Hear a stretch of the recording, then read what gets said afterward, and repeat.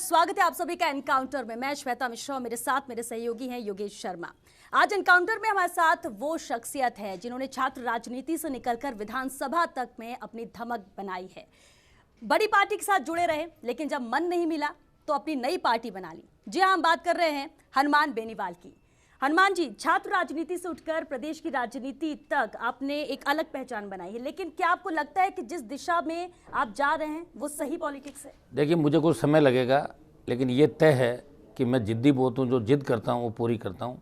जब मैं स्कूल में पढ़ता था तो विश्वविद्यालय का अध्यक्ष बनने की सोची थी, और मेरे पिताजी भी विधायक थे, 2-3 बार 5 बार चुनाव भी उन्होंने लड़े।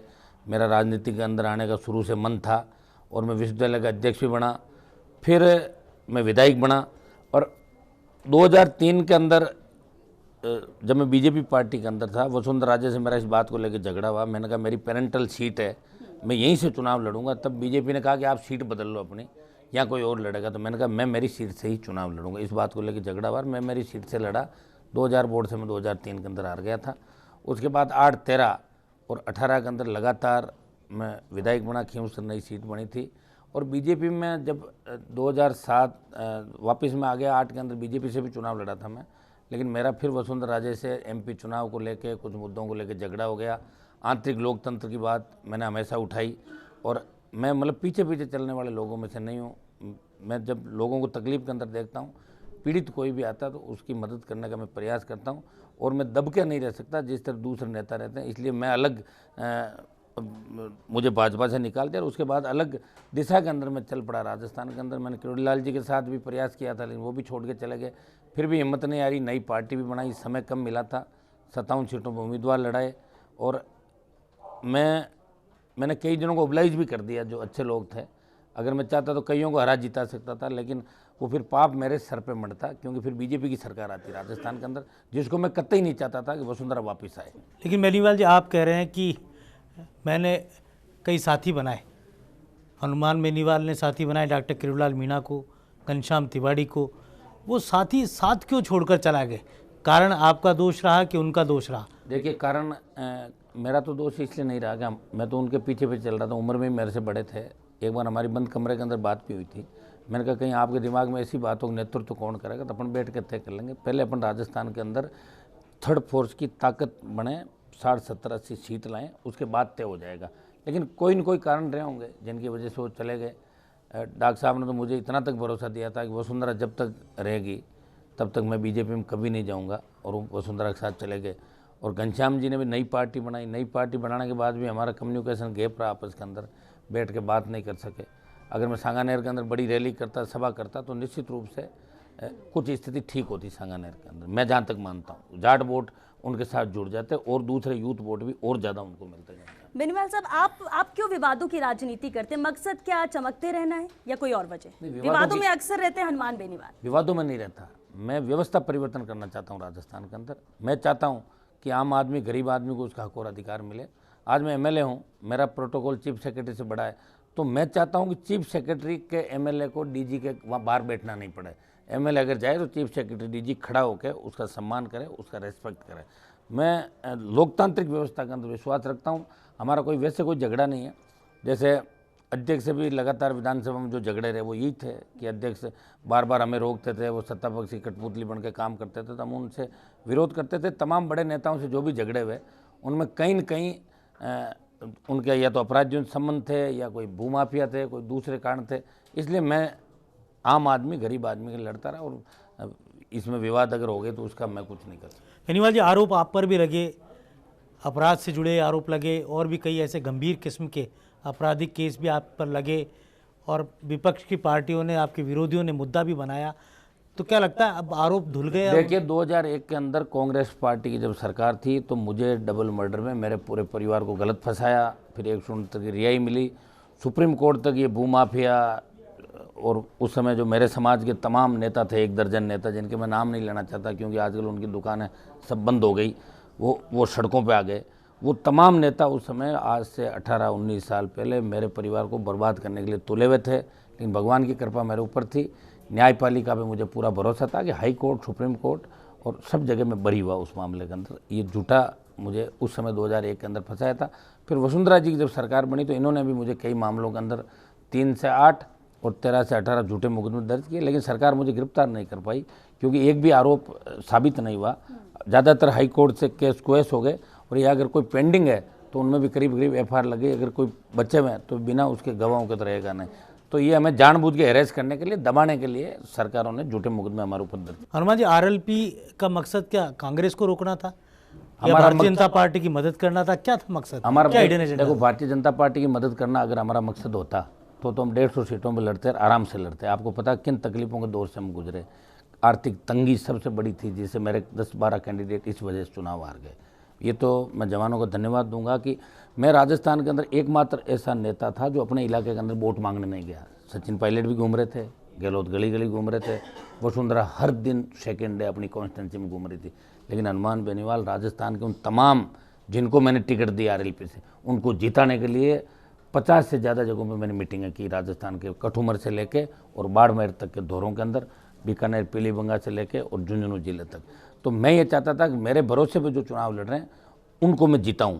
और हो सकता था कि इसके अंदर मैं इलाके में टाइम नहीं दे पा रहा था, मेरी हार भी हो सकती थी, लेकिन मेरी कॉन्स्टिट्यूंसी के लोगों ने मुझे विश्वास दिया कि हनुमान जी आप बाहर रहना, अब की बार चुनाव पूरा विधानसभा क्षेत्र लड़ेगा, आप बाहर जाओ, हम खींवसर को संभालेंगे। हनुमान जी, आप कह रहे हैं कि आर्थिक तंगी थी, फिर हनुमान बेनीवाल का हेलीकॉप्टर किसने उड़ाया? वो पैसे कहाँ से आए? सुनो, हेलीकॉप्टर तो मेरा इतना बड़ा जो मैंने पार्टी भी बनाई है, पार्टी का RLP का बैंक अकाउंट भी, खाता भी हमने खुलवाया, कुछ लोगों ने जन सहयोग भी किया। और हेलीकॉप्टर उड़ाने में कौन से कोई 100 करोड़ रुपए थोड़ी लग गए।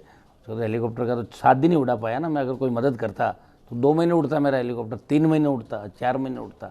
तो अगर हेलीकॉप्टर मदद अगर भारतीय जनता पार्टी मेरी करती तो निश्चित रूप से ये अप हो जाता मामला सारा, बीजेपी सरकार के अंदर आती। लेकिन मुझे मदद नहीं लेनी थी किसी से, मुझे मेरे दम पे मुझे धोखा भी नहीं देना था राजस्थान के जवानों किसानों का। देखो, ज़्यादातर लोग मंत्री की दौड़ के अंदर होते हैं स्टेट के अंदर। मैंने देखा बड़े से बड़े नेताओं को कि उनकी सोच मंत्री और लाल बत्ती होती है। मैंने मंत्री और लाल बत्ती को ठुकराया 2003 से लेके। मैं जिद्दी हूँ, वसुंधरा से टकरा गया, फिर टकराया, फिर गहलोत से टकराया और अब फिर टकरा गया, और अब मैंने सचिन पायलट को सपोर्ट किया। अब आप बताओ, मुझे पता था लेकिन मैंने कहा नहीं, क्योंकि अशोक गहलोत ने हमारे जो कौम के कई नेताओं का नुकसान किया, इसलिए मेरे मन में नहीं बैठा, जो मेरे मन में बैठा मैंने कर दिया। हनुमान बेनीवाल भारतीय जनता पार्टी के नेताओं के खिलाफ तो बोलते हैं, लेकिन हनुमान बेनीवाल RSS के खिलाफ नहीं बोलते। और ये इतिहास है कि संगठन महामंत्री रहे प्रकाश चंद के साथ आपका बहुत नज़दीकी संबंध रहे।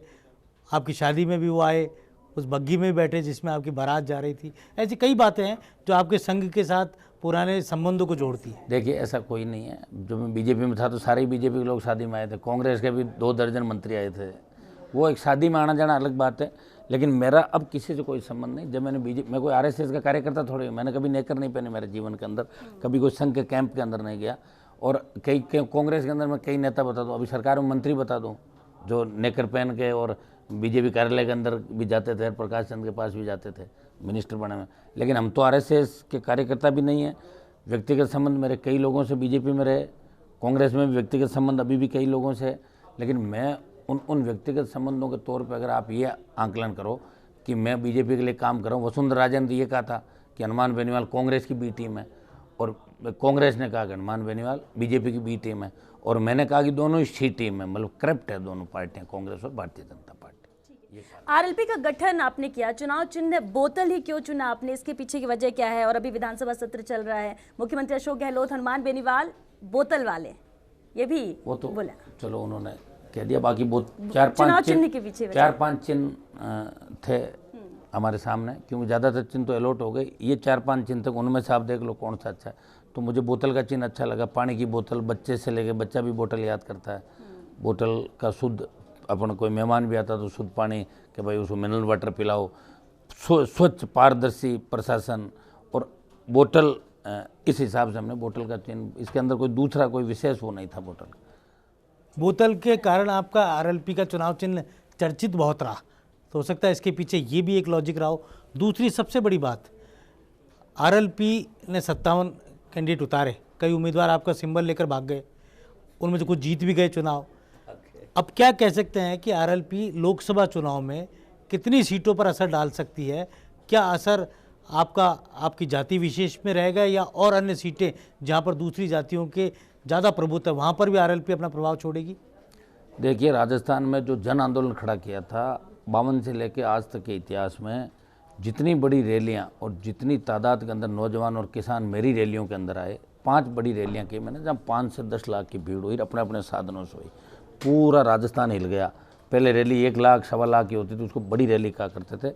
वो 5 से 7 से लेकर 10-10 लाख की रैलियाँ बॉर्डर बाड़मेर, बीकानेर, शेखावाटी से लेके, और अकेले व्यक्ति ने नौजवानों के, किसानों के दम पे इतनी बड़ी रैलियाँ की। मैं चाहता था कि जन आंदोलन के माध्यम से राजस्थान में परिवर्तन हो।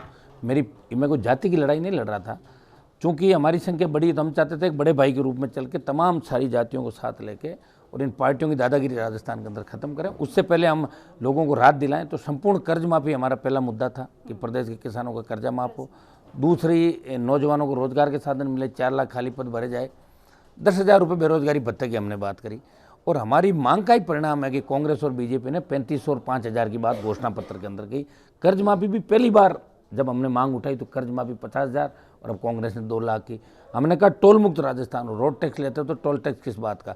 और इसी का परिणाम है कि स्टेट हाईवे टोल फ्री हुए हैं। मुफ्त बिजली की घोषणा वसुंधरा राजे ने जाते जाते कर दी थी।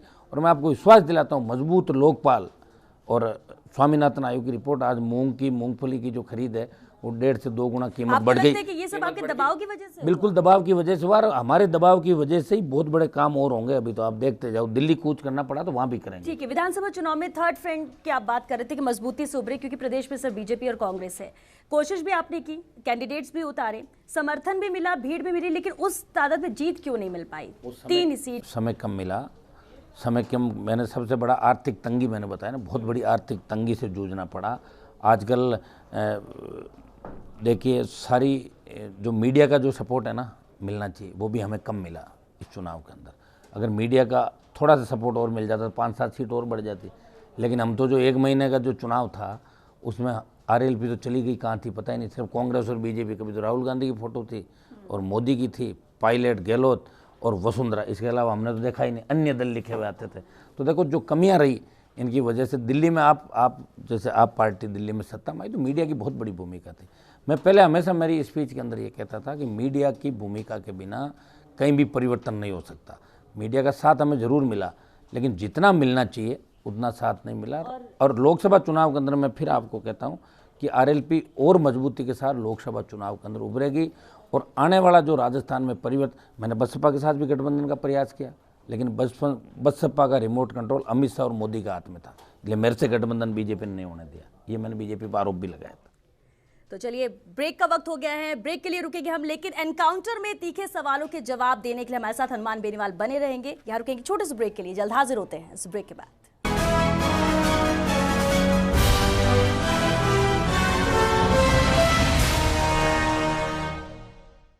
ब्रेक के बाद आपका स्वागत है। चलिए, एनकाउंटर में हनुमान बेनीवाल से कुछ और अहम सवाल लेते हैं। बेनीवाल साहब, आप पर आरोप है कि आप जाति विशेष की राजनीति करते हैं। देखिए, मैं जाति विशेष की राजनीति नहीं करता, लेकिन मेरी कौम की संख्या राजस्थान में सबसे ज़्यादा है। मैं चाहता हूं कि मेरी कौम जब तक खुल के राजस्थान में नहीं आएगी तब तक तीसरा मोर्चा ही नहीं बन सकता। क्योंकि यूपी, बिहार, हरियाणा के अंदर भी जाट सबसे बड़ी जाति, तो जाटों के साथ मुसलमान शेड्यूल कास्ट आए। बिहार, यूपी के अंदर यादवों के साथ मुसलमान आए। बसपा बनी तो दलितों के साथ वहाँ का मुसलमान आया। तो हरियाणा में जाट के साथ मेघवाल मुस्लिम या जाट ब्राह्मण या जाट के साथ एक कम्युनिटी बड़ी और जुड़ेगी, तभी जाके थर्ड फ्रंट बनेगा, नहीं तो लोग पार्टियों के अंदर रह जाएंगे। और मुझे इस बात की खुशी है कि 18 से लेकर 45 साल तक का, 50 साल तक का नौजवान इस बात को सोच रहा है। और ये जो कांग्रेस 140 पे जा रही थी, इससे 99-100 पे हम ही लेके आए।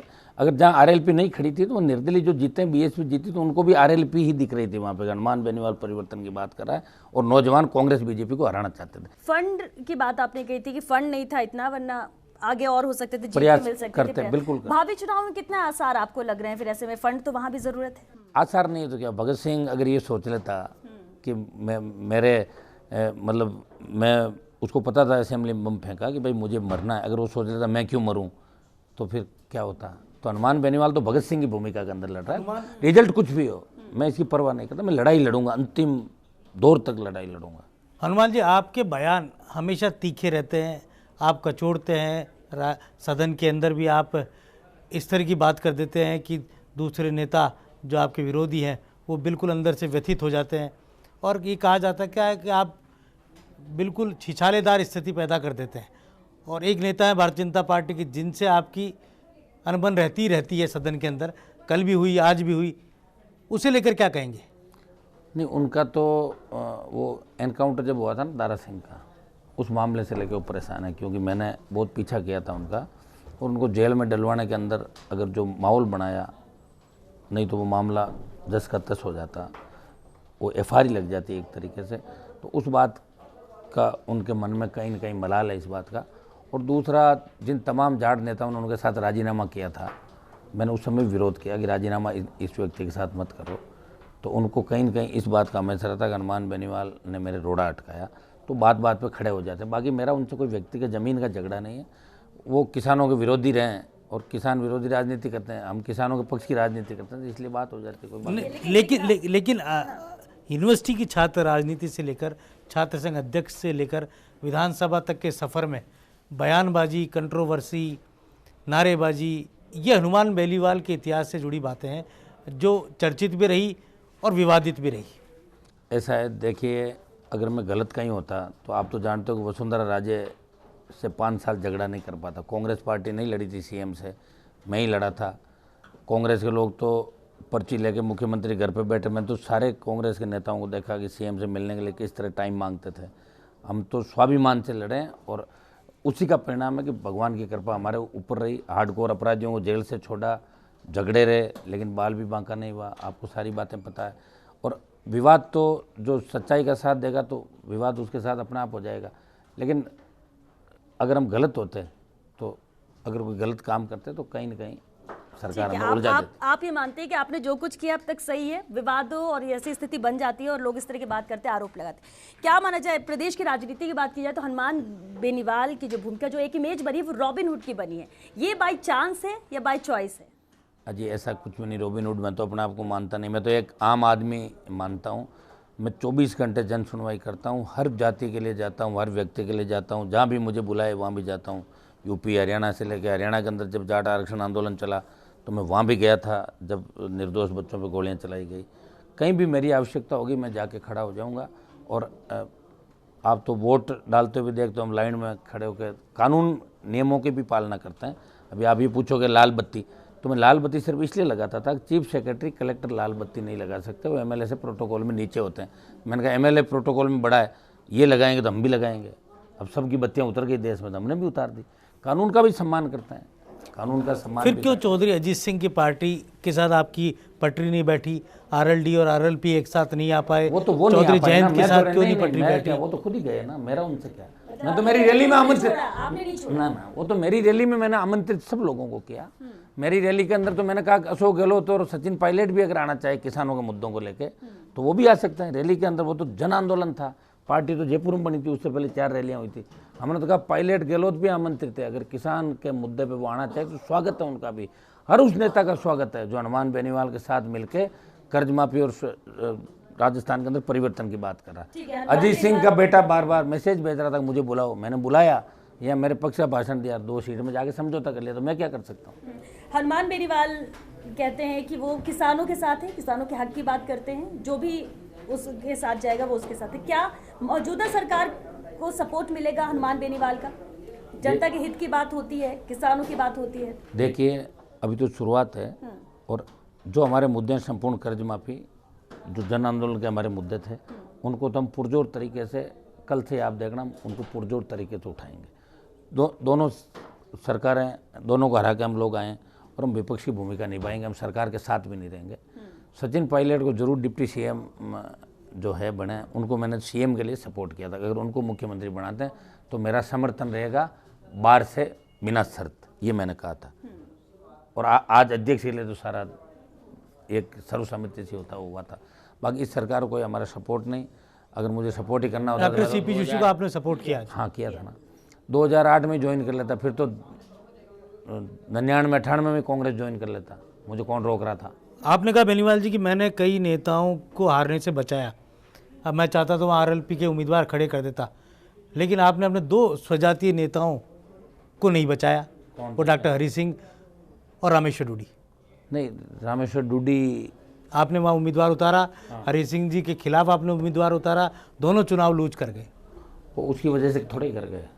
आपके के लिए आपने वजह भी कुछ और आपके बताई। फुलेरा में आपके कैंडिडेट ने 9,000 आपने वोट कहा कि लिए उनको अंदर से हराया गया। और तकरीबन 6,000 के भी आरोप आसपास वोट नोखा में आपके कैंडिडेट ने लिए। 4,000। हार के कारणों में आरएलपी के वोट बैंक का भी असर रहा। ऐसा है कि देखो, ऐसे तो मैंने पार्टी बनाई है, तो सारी जगह अगर मैं ओबलाइज करता लोगों को, फिर मैं क्या लेता भाई। जहाँ ठीक लगा, जहाँ मुझे लगी वहाँ मदद कर दी, नहीं लगा और लड़ लेंगे। अभी को क्या उम्र हुई है हमारी। हनुमान जी, रामेश्वर डूडी के साथ आपकी जुगलबंदी पिछले विधानसभा में अभी भी मेरी सहानुभूति है उनके साथ, पूरी हार के साथ। फिर आपने इतना बड़ा निर्णय ले लिया, मैंने थोड़े हराया उनको। आरएलपी का वो तो 8-9 हज़ार से हार गए। वो भी उनके परिवार के सदस्य। अजीब, वो तो बहने नहीं, वो तो खुद ही उनका ही आपसी पारिवारिक मामला है, मेरा उसमें कोई भूमिका नहीं है।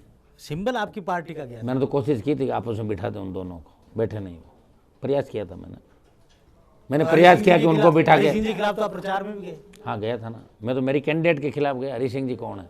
हरी सिंह जी खिलाफ, हरी सिंह जी कोई इतने बड़े नेता नहीं राजस्थान के अंदर, वो मेरा कैंडिडेट था, मैं प्रचार करने गया उनका।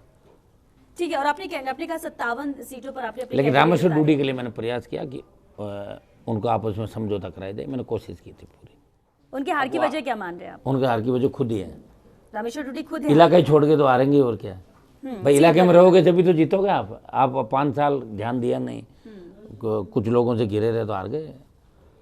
रामेश्वर डूडी क्या, इंदिरा गांधी भी हार गई थी, बड़े बड़े हार गए देश में। कई यहाँ थे जो रजाई ओढ़ के सो गए, चले गए बेचारे। ब्यूरोक्रेसी के लोग भी आके चुनाव लड़ते हैं, उसको लेकर क्या करेंगे? आपने भी 1-2 लोगों को टिकट दिए थे। ब्यूरोक्रेसी के लोगों को मतलब कामयाब नहीं होते वो आगे ज़्यादा, लड़ते जरूर है कि उनको शौक रहता, ब्यूरोक्रेसी में पावर रहती है तो बाद में एमएलए बन के मतलब पावर मेरे लोग सलाम करते रहे, इसलिए लड़ते हैं। बाकी उनका कोई सेवा का मकसद नहीं होता ब्यूरोक्रेसी में, पावर बने रहे बस, सलाम गाड़ी घोड़े इसके लिए करते हैं। तो आज की पॉलिटिक्स क्या है? आज की राजनीति आप प्रदेश की किस तरह आज की राजनीति से मैं जैसा हनुमान बेनी वाले वैसे ही राजनीति चल सकती मैं तो ये चाहता हूँ, देखो सुनो, मैं बिल्कुल राजनीति में फिट नहीं हूँ। मैं तो आर्मी में होता तो ज़्यादा फिट होता, मैं हकीकत बता रहा हूँ। मैं अकेला लड़ रहा हूँ, मेरे साथ मुझे साथी नहीं मिल रहे हैं। अब मुझे मेरे जैसे नेता नहीं मिल रहे हैं, तलाश कर रहा हूँ मैं कि काश हर जिले में एक आदमी हो जाए ना, तो आम आदमी गरीब आदमी का इस तरह शोषण नहीं हो।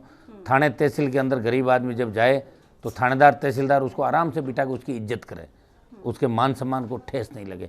ऐसी व्यवस्था हनुमान बेनीवाल राजस्थान के अंदर। बेनीवाल जी, क्या फिगर मानते हैं अगले लोकसभा चुनाव में आरएलपी का और कांग्रेस और बीजेपी दोनों का? सदी हुई बात। देखिए, एक बार मेरा तो मैंने बता दिया, जो दिक्कत सबसे बड़ी हमारे सामने रहेगी, लेकिन प्रयास हम पूरा करेंगे, मजबूती के साथ लड़ाई लड़ेंगे। लेकिन अब इसका पूरा तो क्लियर महीने भर के अंदर होगा कि 5 सीटों को आप 5 सीटों को फोकस कर रहे हैं आप? नहीं, अभी कोई ऐसा तय नहीं किया, लेकिन प्रयास मजबूती से लड़ेंगे लोकसभा के चुनाव। जो कमियां अगर विधानसभा चुनाव के समय रही, हमने पहले विधानसभा चुनाव के अंदर भी कहा था कि हमारा सत्ता प्राप्ति मकसद नहीं है, वसुंधरा गहलोत मुक्त राजस्थान चाहते हैं और जन आंदोलन के माध्यम से किसान जवानों को न्याय दिलाना चाहते हैं। जन आंदोलन करके हम सत्ता के पास पहुंचना चाहते थे। बहुत कम समय मिला था, वो भी एक बड़ा कारण था। अगर महीना 1.5 महीना पहले का हो जाता तो निश्चित रूप से कुछ सीटें और बढ़ती, हमारी समय की कमी थी। चलिए ठीक है कि समय की कमी आपने बताया विधानसभा चुनाव में थी, लेकिन वो वजह अब लोकसभा में नहीं बनेगी। पहले से तैयारी करेंगे आप लोग जिस तरह से लोकसभा में अच्छा रिजल्ट हम लेके आएंगे। आप खुद मानोगे कि अच्छा रिजल्ट आरएलपी लोकसभा के अंदर लेके आए। लेकिन ठीक है, कैंडिडेट्स की आप बात कर रहे हैं, विधानसभा चुनाव में आपकी सीट में आपके सामने आप ही के परिवार के सदस्य खड़े थे विरोध में। वो तो हो जाते हैं, वो तो आजकल घर घर की कहानी है, उसमें क्या है। आजकल मौका लगना चाहिए लोगों को, हो जाते हैं। बच्चे हमारे बच्चे थे, वापस बैठ गए, खड़े थे तो पता ही लग गया होगा कितने वोट आए उनके। ठीक है, हाँ। हनुमान बेनीवाल खुद भी चुनाव लड़ रहे हैं नागौर से? ना, अभी कोई ऐसा मंशा नहीं। बैठ के करेंगे बात सारी। एक बार हमारी कोर कमेटी की बैठक करेंगे आरएलपी की, उसके बाद ही तय करेंगे। नरेंद्र मोदी को लेकर क्या सोचते हैं? नरेंद्र मोदी का अगर सपोर्ट करना पड़े, आरएलपी के 1-2 सांसद अगर जीतते हैं। मेरा तो नरेंद्र मोदी और राहुल दोनों से कोई मतलब नहीं मुझे। मैं तो न तो नरेंद्र मोदी से कभी मिला और न राहुल से मिला, न बीजेपी के किसी मंत्री से मिला, न कांग्रेस के किसी राष्ट्रीय नेता से आज तक मिला। लेकिन एक बात दिल्ली आपने जाता ही कही नहीं थी हूँ। हनुमान जी, एक बात आपने कही थी जब मुख्यमंत्री को लेकर कांग्रेस में चल रहा था, कौन मुख्यमंत्री का चेहरा होगा। आपने एक तरफ तो बात कही कि सचिन पायलट को आप सपोर्ट करेंगे, दूसरी तरफ आपने ये भी कहा था कि अगर अशोक गहलोत बनते हैं तो पीएम राहुल नहीं बन पाएंगे। देख लेंगे, ऐसी बात अगर कहीं तो हो सकता है कि सही हो। अब आगे देखेंगे ना, इस बात का तो सारा खुलासा समय समय पे करते रहेंगे। आप बुलाते रहना हमारे को वापस। ठीक है, यानी कि इसका जवाब आप बाद में देंगे, देते आने वाले वक्त में देंगे, आप ये कह रहे हैं। हनुमान बेनीवाल के साथ हमारी बात हुई एनकाउंटर में, और जैसे तीखे सवाल हमने उनके साथ किए, वैसे ही सवालों का सदे हुए अंदाज में हमें जवाब भी मिला। हालांकि कई बातों को गोल मोल कर गए अपने उसी अंदाज में जैसा छात्र राजनीति के अंदर उनका अंदाज रहा है, सदन के अंदर उनका अंदाज रहा है। आगे भी इसी तरह हम एनकाउंटर में फिर किसी नई शख्सियत के साथ आपसे रूबरू होंगे।